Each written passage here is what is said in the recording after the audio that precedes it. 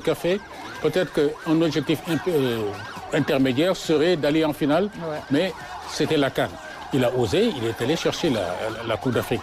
Maintenant, il faudra reconsidérer justement cette performance-là et voir l'homme, comment maintenant faut-il le traiter dans le concert des nations, parmi ses collègues qui aujourd'hui, je prends l'exemple de la Côte d'Ivoire, il a été confirmé, Hermès Faye.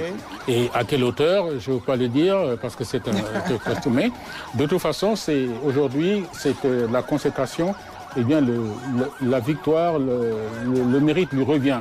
Quand je regarde l'escorte de gendarmerie avec toute cette population qui déborde sur l'autoroute à péage, je me dis, finalement, il n'y a plus de code de la route là. Et que tout le monde prend ses aises.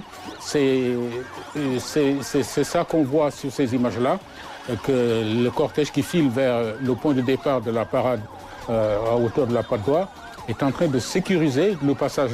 Et maintenant, à l'arrivée du bus, on verra comment sera organisée justement cette parade. Déjà, il y a du monde qui déferle dans tous les sens et les motards de la gendarmerie sont obligés de repousser sur le côté pour pouvoir laisser passer le cortège. Extraordinaire, extraordinaire ces images. Je vous assure qu'on n'a rien vu encore. Oui, ça ce n'est que c'est l'apéro en attendant, parce que là, je me demande, arriver au centre-ville, boulevard de la République vers le palais présidentiel, eh bien, il y aura du monde. Il y a déjà du monde, et je pense que ça, c'est tout à l'honneur de nos chers Lions, qui ont fait un parcours sans faute, 7 matchs, 6 victoires, 1 match nul, 13 buts marqués, 2 buts encaissés.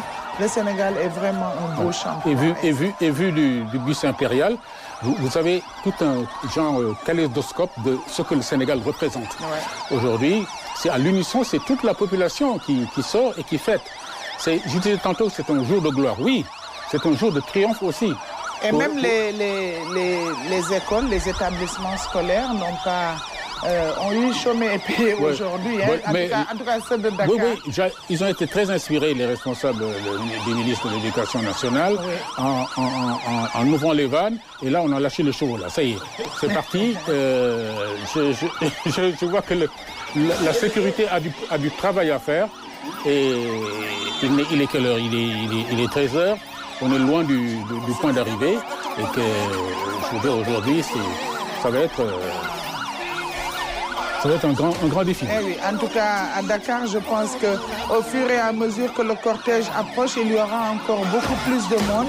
Et ce sera l'apothéose du côté du palais de la République. Et nous allons essayer d'entrer en contact avec Ibrahima Ndong. Oui, Ibrahima?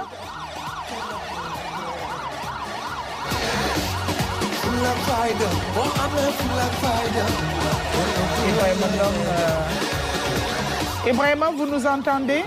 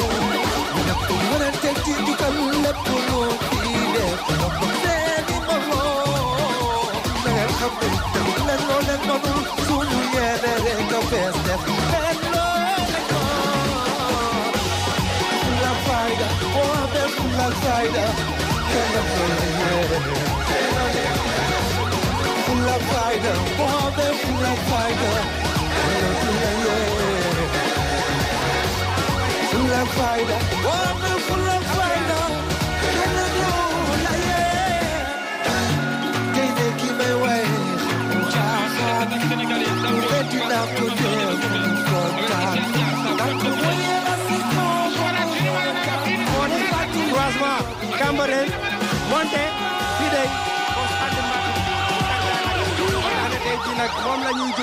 Au fur et à mesure que nous avançons, Patte d'Oie moo nekkoon premier point bi waaye gis ngeen ne bi ñu génnee hôtelu Lions yi ca Diamniadio ba léegi ambiance bu am solo la ñuy dund fii nga xamante ne moo di itinéraire gaynde yi jëm ci li nga xamante ne moo di parade journée bi muy loo xamante ne nag lu am solo la ñuy màggal nag bés boo xamante ne day firndeel consécration bi ñu am ci Coupe d'Afrique bi tey jii ñu wëy di ko manifester à travers les grandes artères de la ville de Dakar et de ses environs kon nag lii di loo xamante ne lu rafet la lu doy waar la muy lu symbole ci taarixu Sénégal kon nag mooy image yi leen di dëgtal actuellement en Matar Kassé ak ki nga xamante ne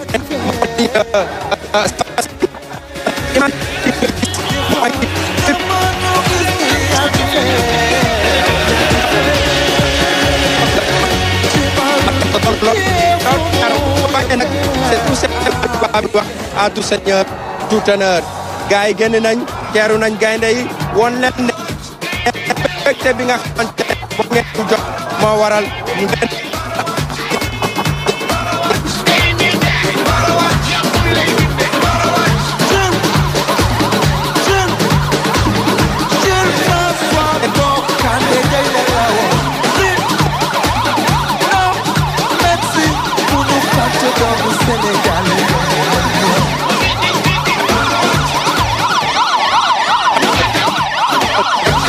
donc guddi gi woon na waaye dañ ko yaatee daal di koy labali di wane seen mbégte di wane seen fi nga xamante ne foofu lañ tollu gaynde yi te tey jii du lu ñuy wax lu ñuy teg gët la ambiance bu mucc ayib mooy am jamono ji ci fi nga xamante ne moo di autoroute Seydina Limamou Laye méngoog tamit appelu Seydina Limamou Laye la 46e édition du genre kon nag tey jii dina ko dund booy fàttaliku ci 2022 nii la woon gaynde yi jox ñi nga xamante ne ñoo di Sénégal seen premier titre tey jii ñu jox leen seen deuxième titre avec toujours la génération de Sadio Mané le Niancho de Bambali kon nag tey jii dafa nekk loo xamante ne rek taarix dina ko bind ça sera marqué d'une pierre blanche dans les annales de l'histoire du Sénégal la 35e édition de la Coupe d'Afrique des Nations au Maroc est remportée par les Lions du Sénégal, tout simplement. Au terme, en tout cas, d'une compétition âprement disputée entre deux lions, les Lions de l'Atlas, le Maroc, que nous félicitons au passage, comme nous pouvons faire du Maroc et Sénégal, ay benn peuple lañ ay doomu nday lañ ñaari dëkk yoo xamante ne yàgg nañu seq lu rafet te tey jii football bi weesu na benn page la woon rek tourné nañ ko li nga xamante ne moom la Sénégal ak Maroc daal di seq moo gën a am solo lool li nga xamante ne moo di football bi te loolu yaakaar naa ne askan wi xam nañ ko te loolu moom la ñuy war a wéyal comme ambiance bi nga xamante ne moom la ñuy dund te football foo la agré tey jii yaakaar naa ne loolu moom fete nañu ginnaaw kon nag le plus important mooy wéyale collaboration coopération bi nga xamante ne moo yàgg am ci diggante ñaari réew yi kon nag tey jii ñu ngi dund lu rafet François Seck xool leen xale ni ñuy toppee cortège bi ñu ngi daw ñiy def yaramu neen vraiment ànd ak ñi nga xamante ne ñoo di takk der yi accompagner busu Lions yi malgré cortège bi nga xamante ne gendarmerie def nañ ko tey jii xale yi ñu ngi wane seen mbégte di wane seen cawarte gunge équipe nationale ci parade bi nga xamante ne ñu ngi ko war a def jógee Patte d'Oie bu ñu jógee Patte d'Oie jaar fi nga xamante ne moo di rond point EMG bu ñu fa jógee dem Castor Bourguiba wutali fi nga xamante ne moo di relais jaar fi nga xamante ne moo di corniche naka noonu corniche boulevard de la République nag ku ko xam ne da ngay dem wuyu ji ki nga xamante ne moo di le président de la République foofu nag la cérémonie bi daal di amee président wax na ko dëmb ne récompense yi nga xamante ne moom la leen war a jox li ngeen mérité di ngeen ko jot tey muy loo xamante ne nag journée mbégte la une journée très importante une journée symbolique pour le football sénégalais les Lions qui au terme d'une compétition qui sera âprement disputée sortent vainqueurs de la 35e édition de la Coupe d'Afrique des Nations au Maroc. Donc nous félicitons l'ensemble du staff de l'équipe nationale, la fédération et l'ensemble des autorités sénégalaises qui n'ont ménagé aucun effort pour la réussite aujourd'hui de cet événement. Mais le message qu'ils ont reçu lors de la remise du drapeau national les a sans doute